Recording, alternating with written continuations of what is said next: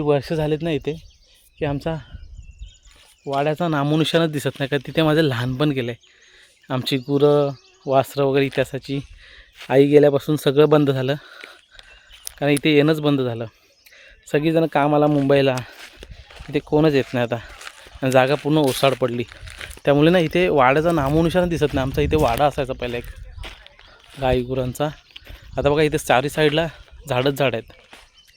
आता मला पण नेमकं आठवत नाही की कुठल्या साईडला होता. इथे होता की इथे होता. इथे कुठेतरी होता बघा. एवढी वर्ष झाली पण तो वाडा आता काय कुठे काय दिसेना. सगळं कुठं गायब झालं.